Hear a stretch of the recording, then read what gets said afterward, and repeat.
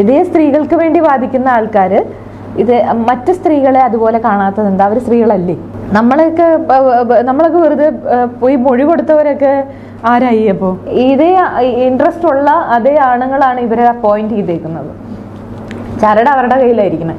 ഞാനൊരു പുരുഷനെ പറ്റിയുള്ള കംപ്ലൈൻറ്റുമായിട്ട് ഞാനൊരു IC കമ്മിറ്റിയിലേക്ക് ചെന്നാൽ ആ വ്യക്തി ഇവർക്കും വളരെ ഫേവറേറ്റ് ആയിട്ടുള്ള, എന്നേക്കാൾ കൂടുതൽ ഫേവറേറ്റ് ആയിട്ടുള്ള ആളായിരിക്കാം. എനിക്കൊപ്പം ഇരുന്ന് എനിക്കൊപ്പം എന്നെ ക്വസ്റ്റ്യൻ ചെയ്യുന്ന രീതിയിൽ അവൾ വളരാൻ പാടില്ല. ക്യാഷ് കിട്ടിയില്ല എന്ന് പറഞ്ഞ് വന്നിട്ട് എൻ്റെ മുഖത്തേക്ക് അത് വലിച്ചെറിഞ്ഞു. അത് ആളുകളുടെ എല്ലാവരുടെ മുന്നിൽ വെച്ചപ്പോൾ ഞാൻ പറഞ്ഞു എൻ്റെ സെറ്റിൽ ഇനി വർക്ക് ചെയ്യാൻ പറ്റില്ല. അതായത് FFK എന്ന് വിളിച്ചു പറഞ്ഞു, ആ ആളെ വിടുവാണെങ്കിൽ വേറെ ആരും ഇനി വർക്ക് ചെയ്യണ്ട. ഇതിൻ്റെ പേരിൽ ഞാൻ റോഡിൽ ഇറങ്ങിയാലും എനിക്ക് കുഴപ്പമില്ല. ഈ ആത്മാഭിമാനം കളഞ്ഞിട്ടുള്ള ഒരു പരിപാടിക്ക് ഞാനില്ല. നിങ്ങൾ നിർത്തുന്നെങ്കിൽ നിർത്തിക്കോ, അങ്ങനെയാണെങ്കിൽ ഞാനും പ്രസ് മീറ്റ് വിളിക്കാം. ക്യാരക്ടർ ആർട്ടിസ്റ്റായ സ്ത്രീകൾ വന്ന് ബാത്റൂംസ് യൂസ് ചെയ്യാനായിട്ടൊക്കെ വരുമ്പോൾ സമ്മതിക്കാതിരിക്കുക. ഇപ്പം കമ്പനീസിലൊക്കെ വർക്ക് ചെയ്ത് വന്ന ഒരാളാണെങ്കിൽ എങ്ങനെ പീപ്പിൾ മാനേജ്മെൻറ്റ് ഒരു പരിധി വരെയൊക്കെ മനസ്സിലാവും. ഓഫീസ് പൊളിറ്റിക്സ് കുറച്ചൊക്കെ അനുഭവിച്ചവരാണെങ്കിൽ നമുക്ക് പുറത്തോട്ട് ഇറങ്ങിയാലും എങ്ങനെ നിൽക്കണം എന്നുള്ളതറിയാം. ഇത് ഞാൻ സ്ട്രെയിറ്റ് ഫ്രം കോളേജ് ഞാൻ ബിസിനസ്സിലേക്കാണ് ഇറങ്ങിയേക്കുന്നത്. അപ്പോൾ എനിക്ക് ഈ ആളുകളെ മാനേജ് ചെയ്യുന്നത്, ഞാൻ ഇപ്പോൾ ആണുങ്ങളെ മാനേജ് ചെയ്യാൻ പറ്റാത്തതെന്ന് പറയുന്നത് എൻ്റെ മിസ്റ്റേക്കും കൂടെയാണ്. എനിക്ക് ആളുകളെ മനസ്സിലാവാത്തതിൻ്റെ ഒരു മിസ്റ്റേക്കും കൂടെയാണ്. അത് എങ്ങനെ അത് ടാക്കിൾ ചെയ്യണം എന്നുള്ളത് എനിക്കറിയില്ല. ഞാൻ വളരെ സ്ട്രെയിറ്റ് ആണ്. ഞാൻ അവരുടെ അതിൻ്റെ പുറകിലുള്ള കളികളോ പുറകിലുള്ള ഉദ്ദേശങ്ങളോ എനിക്ക് മനസ്സിലാവില്ല. അതുകൊണ്ട് ഞാൻ വളരെ സ്ട്രെയിറ്റ് ആയിട്ട് അതിനെ ആൻസർ ചെയ്യും. ചിലപ്പോൾ ഇപ്പം ചില കാര്യങ്ങൾ വളരെ ഡിപ്ലോമാറ്റിക് ആയിട്ട് ഡീൽ ചെയ്യാൻ അറിയില്ല. ബേസിക്കലി അതാണ് അതിനകത്തൊരു ഇഷ്യൂ എന്ന് പറയുന്നത്. അപ്പം അതെനിക്ക് ആദ്യത്തെ സിനിമ മുതൽ ഞാൻ ഫേസ് ചെയ്യുന്ന പ്രശ്നമാണ്. അതിപ്പോഴും കണ്ടിന്യൂ ചെയ്യുന്നുണ്ട്. ഇപ്പം അത് കുറച്ചും കൂടെ ഒരു പവർ പൊസിഷനിൽ എത്തി നിൽക്കുന്നു എന്നുള്ളത് മാത്രമേ ഉള്ളൂ. നേരത്തെ അതില്ലായിരുന്നു. ഇപ്പം ഞാൻ പവർ പൊസിഷനിൽ നിന്ന് ഇവരെ മാനേജ് ചെയ്യാൻ ശ്രമിക്കുമ്പോൾ ഉണ്ടാവുന്നൊരു ബുദ്ധിമുട്ടുകൾ, അപ്പം അത് കമ്പാരിറ്റീവ്ലി കുറവാണ്, പണ്ടത്തേലും കുറവാണ്, പക്ഷെ എന്നാലും ഉണ്ട്. പിന്നെ അറിയാലോ, ഒരു സ്ത്രീ ആവുമ്പോൾ പുരുഷന്മാരെ ഹാൻഡിൽ ചെയ്യൽ ചെറിയ എളുപ്പമുള്ള പരിപാടിയല്ല. അപ്പോൾ പ്രത്യേകിച്ച് പുരുഷന്മാർക്ക് എപ്പോഴും ആ ഒരു ഈഗോ ഉണ്ടാവും. അപ്പോൾ അതൊരു സ്ത്രീയുടെ കയ്യിൽ നിന്നൊരു കമാൻഡ് വാങ്ങിക്കുക, ഒരു സ്ത്രീ അങ്ങനെ ചെയ്യാൻ പറയും, ഇങ്ങനെ ചെയ്യാൻ പറയുന്നത്, എന്താ ലേറ്റായി വന്നതെന്ന് ചോദിക്കുന്നു, ഇതൊക്കെ അവർക്ക് ഭയങ്കര ബുദ്ധിമുട്ടുള്ള കാര്യങ്ങൾ. അതൊരു പുരുഷനാണ് ചോദിക്കുന്നതെങ്കിൽ അവർക്കൊന്നും തോന്നില്ല, നാളെ നേരത്തെ വരാം എന്ന് പറഞ്ഞ് അങ്ങ് ലൈറ്റായിട്ട് വെളുത്തോളൂ. പക്ഷെ അതൊരു സ്ത്രീ ചോദിക്കുമ്പോൾ അതൊരു പ്രശ്നമാണ്. അപ്പോൾ അത് അങ്ങനെയുള്ള പ്രശ്നങ്ങൾ എനിക്കുണ്ട്. എപ്പോഴും നമ്മൾ ഒരു പുരുഷന്മാർ ചെയ്യുന്നതിൻ്റെ ഡബിൾ എഫേർട്ട് ഇട്ടെങ്കിൽ മാത്രമേ നമ്മളെ അവർ റെക്കഗ്നൈസ് ചെയ്യുകയോ നമ്മളെ അംഗീകരിക്കുകയോ ചെയ്യുള്ളൂ. അങ്ങനത്തെ ബുദ്ധിമുട്ടുകൾ ഞാൻ ഫേസ് ചെയ്യുന്നുണ്ട്. പക്ഷേ എനിക്ക് അതിനകത്തൊക്കെ ത്രില്ലുണ്ട്. എൻ്റെ കിക്കും കൂടെയാണത്. ഇത് രണ്ടും കാര്യം നമ്മൾ അവർക്കൊപ്പം എത്തി നിൽക്കുന്നുണ്ടല്ലോ. ഒരു മെയിൽ ഡോമിനേറ്റഡ് ഇൻഡസ്ട്രിയിൽ അവരോടൊപ്പം തന്നെ സംസാരിക്കാൻ, അവരോടൊപ്പം തന്നെ നിന്ന് അവരെ മാനേജ് ചെയ്യാൻ ഉള്ളൊരു പൊസിഷനിൽ നമ്മൾ എത്തി നിൽക്കുമ്പോൾ അതെനിക്കൊരു പ്രൗഡായിട്ടുള്ളൊരു ഇതും കൂടെയാണ്. നമ്മുടെ മലയാള ഫിലിം ഇൻഡസ്ട്രിയിൽ വളരെ കുറച്ച് ഫീമെയിൽ പ്രൊഡ്യൂസേഴ്സ് ആയിട്ടുള്ളൂ. ഹാൻഡ്സ് ഓൺ ആയിട്ട് മേ ബി ഓൺലി യു എന്നാണ് എൻ്റെ ഒരു ധാരണ. ജെൻഡർ ആദ്യം കുറച്ച് പറഞ്ഞു, ഹൗ ജെൻഡർ യു എങ്ങനെയാണ് ജെൻഡറിനെ ഫീൽ ചെയ്യുന്നത് ഇൻഡസ്ട്രിയിൽ എന്നുള്ളത്, അത് കുറച്ചുകൂടി ഒന്ന് പറയാം. As A female film producer എങ്ങനെയാണ് ജെൻഡറിനെ സെൻട്രൽ ഫേസ് ചെയ്തിട്ടുള്ളത്? How did you overcome it? ഈ മരുഭൂമിയിൽ വിരിഞ്ഞ താമരപ്പൂ എന്നൊക്കെ പറയില്ലേ, അതുപോലെയായിരുന്നു എനിക്ക് ആദ്യം കിട്ടിയ ഒരു വെൽക്കമിങ്. വാം വെൽക്കം ആയിരുന്നു. ഇപ്പോൾ പ്രൊഡ്യൂസേഴ്സ് അസോസിയേഷനിലാണെങ്കിലും എല്ലായിടത്തും വാം വെൽക്കം ആയിരുന്നു. കാര്യം ഒരു പെൺകുട്ടി ഒരു സിനിമ ചെയ്യുന്നു, ഒറ്റയ്ക്ക് സിനിമ ചെയ്തിറക്കുന്നു, അങ്ങനെ പിന്നെ അവരോടൊപ്പം തന്നെ നിന്ന് സിനിമ ചെയ്യുന്നു. അവരെന്നെ ഇപ്പോഴും റെസ്പെക്റ്റോടെ തന്നെയാണ് കാണുന്നത്.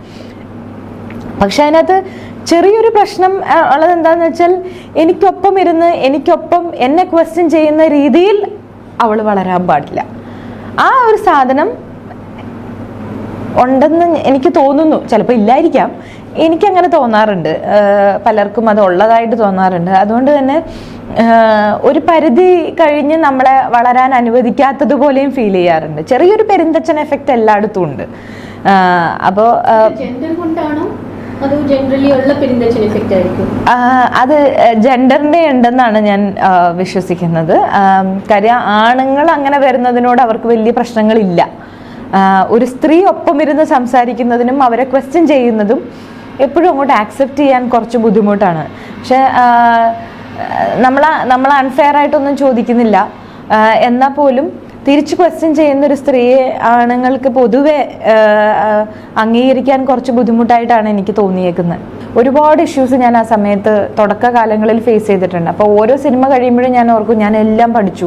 കാര്യം അത്രയും കാര്യങ്ങളിലൂടെ നമ്മൾ കടന്നു പോവുകയാണ്, അത്രയും മാനസികമായ ബുദ്ധിമുട്ടുകളിലൂടെ കടന്നു പോവുകയാണ്. അപ്പം ഞാൻ ആലോചിക്കും ഇനി ഞാൻ എല്ലാം പഠിച്ചു, ഇനി എനിക്ക് അടുത്ത പെടാൻ ഞാൻ എപ്പോഴും വിചാരിക്കും ഓക്കെ ഒരു സിനിമ ചെയ്താൽ ലോകത്തിൽ എന്ത് ബിസിനസ്സും ചെയ്യാം.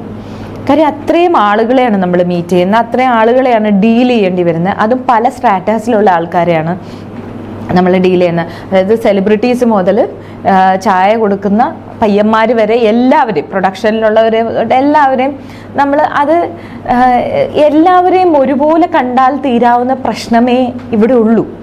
എല്ലാവരും ജോലിക്കായിട്ടാണ് വരുന്നത്, എല്ലാവരും ഉപജീവന മാർഗത്തിനായിട്ടാണ് വരുന്നത്, എല്ലാവരും ഈക്വലാണ്. ഓരോരുത്തരുടെയും ജോലി വ്യത്യാസമാണ് എന്നുള്ളത് മാത്രമേ ഉള്ളൂ. അത് വന്നാൽ തീരാവുന്ന പ്രശ്നങ്ങളേ ഇവിടെ ഉള്ളൂ. പക്ഷെ നമുക്കൊരു പവർ പൊസിഷനിലേക്ക് വന്നു കഴിയുമ്പോൾ എല്ലാവരുടെയും ഒരു നിറം മാറുന്നതായിട്ട് എനിക്ക് തോന്നിയിട്ടുണ്ട്. അന്ന് ചിലപ്പോൾ ഇതേ പൊസിഷനിൽ നിന്ന ആൾക്കാർ ഇന്ന് വേറൊരു പൊസിഷനിലേക്ക് വരുമ്പോൾ ആദ്യം നിന്ന പൊസിഷനിൽ നിൽക്കുന്ന ആളെ പുച്ഛത്തോടെയാണ് കാണുന്നത്, അവരെ തെറി വിളിക്കുകയും ബഹളം വയ്ക്കുകയും ഒക്കെ ചെയ്യുന്ന. അപ്പം അതൊക്കെ എനിക്ക് അംഗീകരിക്കാൻ പറ്റാത്ത കാര്യങ്ങൾ, അതൊക്കെ ഞാൻ ക്വസ്റ്റ്യൻ ചെയ്യും. അതൊക്കെ കൊണ്ടായിരിക്കാം ഞാനൊരു എന്താ പറയുന്ന ഒരു അപ്രോച്ചബിൾ പ്രൊഡ്യൂസർ അല്ല എന്നൊരു ഒരു കിംവദന്തി പൊതുവെ ആളുകളുടെ ഇടയിലുണ്ട്. പിന്നെ കുറച്ച് ഹാഷാണ് ചിലപ്പോൾ ഞാൻ ഇങ്ങനത്തെ കാര്യങ്ങളിൽ ഞാൻ വളരെ സ്ട്രോങ് ആയിട്ടുള്ള തീരുമാനങ്ങൾ എടുക്കാറുണ്ട്. ഒരു ഡ്രൈവർ വന്നിട്ട് എൻ്റെ മുഖത്തേക്ക് ക്യാഷ് വലിച്ചെറിഞ്ഞിട്ട് പോയി ഒരു പ്രാവശ്യം. അപ്പോൾ അത് ഞാൻ ചെക്ക് കൊടുത്തപ്പോൾ ക്രോസ് ചെക്കാണ് കൊടുത്തത്. അപ്പോൾ ക്രോസ് ചെക്ക് കൊടുത്തു, ഞാൻ പറഞ്ഞിട്ടാണ് കൊടുത്തത് ക്രോസ് ചെക്കാണ് എന്ന് പറഞ്ഞിട്ട് അക്കൗണ്ട് പയ്യെ മാറാൻ പറ്റുള്ളൂ എന്ന് പറഞ്ഞിട്ട് കൊടുത്തു. പക്ഷെ പുള്ളിക്ക് അത് മനസ്സിലായില്ല. അപ്പോൾ ക്യാഷ് കിട്ടിയില്ല എന്ന് പറഞ്ഞ് വന്നിട്ട് എൻ്റെ മുഖത്തേക്ക് അത് വലിച്ചെറിഞ്ഞു. അത് ആളുകളുടെ എല്ലാവരുടെയും മുന്നിൽ വെച്ചു. അപ്പം ഞാൻ പറഞ്ഞു എൻ്റെ സെറ്റിൽ ഇനി വർക്ക് ചെയ്യാൻ പറ്റില്ല, ഇനി ഈ സെറ്റിൽ ഇനി വർക്ക് ചെയ്യരുതെന്ന് പറഞ്ഞു. അപ്പം അതിൻ്റെ പേരിൽ ഫുൾ സെറ്റ് പണി നിർത്തി വെച്ചു. അതായത് FFK വിളിച്ചു പറഞ്ഞു ആ ആളെ വിടുവാണെങ്കിൽ വേറെ ആരും ഇനി വർക്ക് ചെയ്യണ്ട ഈ സെറ്റിൽ. അല്ല എന്നെ ആദ്യത്തെ സിനിമയിൽ നടന്ന ഇഷ്യൂ ആണ്. ഈ സെറ്റിൽ ഇനി ആരും വർക്ക് ചെയ്യണ്ട. അങ്ങനെയാണെങ്കിൽ പെട്ടെന്ന് നോക്കുമ്പോൾ യൂണിറ്റ് ഓഫ് ചെയ്യുന്നു, എല്ലാം ഓഫ് ചെയ്യുന്നു. അങ്ങനെ എല്ലാവരും പെട്ടെന്ന് എനിക്ക് അങ്ങനെ ഒരു സിറ്റുവേഷനിൽ ഒരു 23 വയസ്സുള്ളൊരു പെൺകുട്ടി, ആദ്യമായിട്ട് സിനിമ ചെയ്യുന്ന ഒരാൾ, പെട്ടെന്ന് നമ്മൾ ഇത്രയും പൈസ ഇറക്കിയേക്കുന്നൊരു സിനിമ, അതായത് നമ്മൾ നിർബന്ധിതയാവുകയാണ് നമ്മുടെ മുഖത്തേക്ക് ചെക്ക് വലിച്ചെറിഞ്ഞ ആളെ വീണ്ടും തിരിച്ചു കൊണ്ടുവന്ന് ഇത് ചെയ്യാനായിട്ട്. പക്ഷെ ഞാൻ ആ സമയത്ത് ഞാൻ പറഞ്ഞു എൻ്റെ കയ്യിൽ നിന്ന് പൈസ പോയാലും കുഴപ്പമില്ല, ഇതിൻ്റെ പേരിൽ ഞാൻ റോഡിൽ ഇറങ്ങിയാലും എനിക്ക് കുഴപ്പമില്ല, ഈ ആത്മാഭിമാനം കളഞ്ഞിട്ടുള്ള ഒരു പരിപാടിക്ക് ഞാനില്ല. നിങ്ങൾ നിർത്തുന്നെങ്കിൽ നിർത്തിക്കോ, അങ്ങനെയാണെങ്കിൽ ഞാനും പ്രസ് മീറ്റ് വിളിക്കാം, എനിക്കും പറയാനുണ്ട് കാര്യങ്ങൾ എന്ന് പറഞ്ഞു കഴിഞ്ഞപ്പോൾ ഇതെല്ലാം തിരിച്ച് എന്നാൽ ശരി വേണ്ട, അയാളെ വർക്ക് ചെയ്യിപ്പിക്കണ്ട. ഞാൻ പറഞ്ഞു എനിക്ക് പുള്ളിക്ക് സസ്പെൻഷൻ കൊടുക്കണമെന്നോ ഒന്നും ഇല്ല, അങ്ങനെ പുള്ളി വേറെ ഏതെങ്കിലും പടത്തിൽ പോയി വർക്ക് ചെയ്തോട്ടെ, എൻ്റെ പടത്തിൽ ഇനി വർക്ക് ചെയ്യണ്ട, അത്രേ ഉള്ളൂ എനിക്ക്. നമ്മുടെ കൂടെ നമ്മൾ ഇത്ര ഡിസ്റെസ്പെക്ട്ഫുൾ ആയിട്ട് ട്രീറ്റ് ചെയ്ത ഒരാളെ എങ്ങനെയാണ് വീണ്ടും അതേ സെറ്റിൽ തന്നെ വർക്ക് ചെയ്യാൻ സമ്മതിക്കുക? അങ്ങനെയുള്ള ഡിസിഷൻസ് ഒക്കെ പടം നിന്നാലും കുഴപ്പമില്ല, ഞാൻ അതിൽ നിന്ന് മാറില്ല എന്ന് പറഞ്ഞ് ഞാൻ അങ്ങനെ പല ഡിസിഷൻസ് എടുത്തിട്ടുണ്ട്. അതിൻ്റെ പേരിലായിരിക്കാം ഞാനൊരു ഈ പറയുന്ന പോലത്തെ ഒരു ടെറർ പ്രൊഡ്യൂസർ എന്നൊക്കെ പേരിൽ അറിയപ്പെട്ടത്. ഞാൻ WCCക്ക് അഗെയിൻസ്റ്റ് അല്ല. WCC പോലുള്ള ഓർഗനൈസേഷൻസ് വരണം. ഐ മീൻ അവര് സ്ത്രീകളുടെ ഉന്നമനത്തിന് വേണ്ടിയും സ്ത്രീകളുടെ പ്രൊട്ടക്ഷന് വേണ്ടിയിട്ടും അല്ല അവർ വാദിക്കുന്നത്. അവരൊരു മോശം കാര്യമല്ല ചെയ്യുന്നത്. അതുകൊണ്ട് ഞാൻ WCCക്ക് അഗെയിൻസ്റ്റ് അല്ല. പക്ഷെ ഞാൻ WCCയിൽ ചേരാതിരുന്നതിന്റെ കാരണമാണ് ഞാൻ പറഞ്ഞത്. എന്തുകൊണ്ട് ഞാൻ ചേർന്നില്ല എന്ന് ചോദിച്ചാൽ എൻ്റെ കുറച്ച് ക്വസ്റ്റ്യൻസിന് അവൻ ആൻസർ തന്നില്ല, അതുകൊണ്ട് ഞാൻ ചേർന്നില്ല, അത്രേ ഉള്ളൂ. അതല്ലാതെ ഞാൻ അവർക്ക് എഗെയിൻസ്റ്റ് ഒന്നും അല്ല. അതായത് ഈക്വൽ പേ വേണം എന്നവർ പറഞ്ഞ കാര്യത്തിൽ എനിക്ക് അഭിപ്രായ വ്യത്യാസം ഉണ്ടായിരുന്നു. വാല്യൂ ക്രിയേറ്റ് ചെയ്തിട്ട് ഈക്വൽ പേയിലേക്ക് വരാം എന്നുള്ളൊരു ഇത്.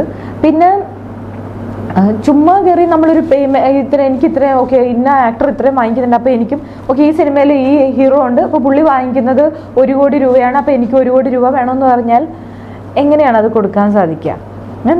ഞാൻ നേരത്തെ പറഞ്ഞ പോലെ തന്നെ ഇത് ബിസിനസ്സാണ്. അപ്പോൾ ബിസിനസ്സിനെ അത് അങ്ങനെ തന്നെ വേണ്ടേ നമ്മൾ കാണാൻ.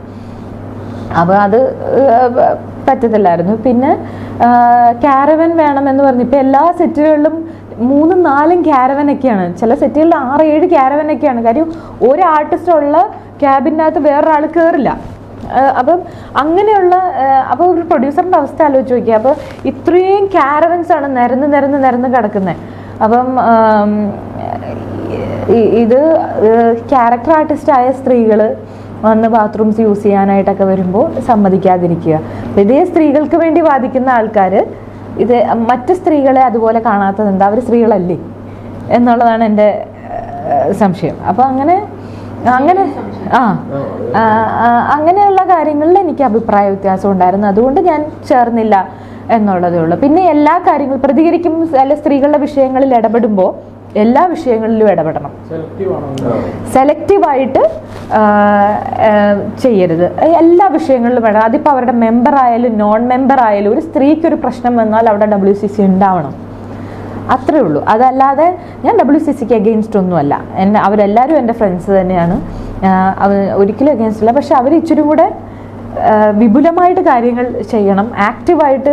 ഇപ്പം അവരെനിക്ക് തോന്നുന്നു കുറച്ച് ഒതുങ്ങി മാറി നിൽക്കുകയാണെന്ന് തോന്നുന്നു. എനിക്കറിയില്ല, ഇപ്പം അങ്ങനെ WCCയുടെ ഒരുപാട് കാര്യങ്ങളൊന്നും കേൾക്കുന്നില്ല.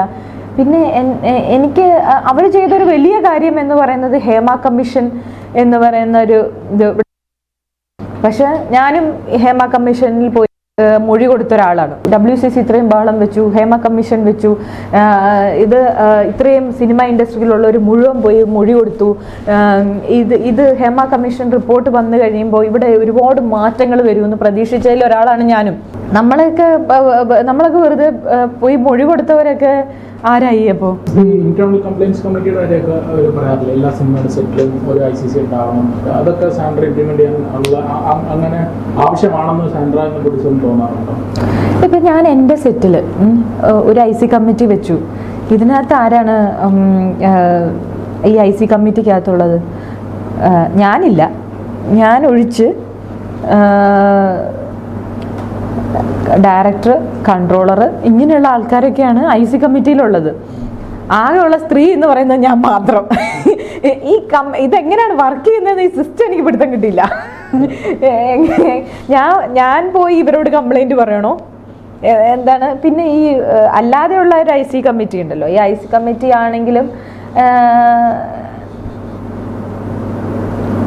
ഇനിയിപ്പോൾ അതിനെപ്പറ്റി ഞാൻ പറഞ്ഞ് വിവാദമാക്കണ്ട.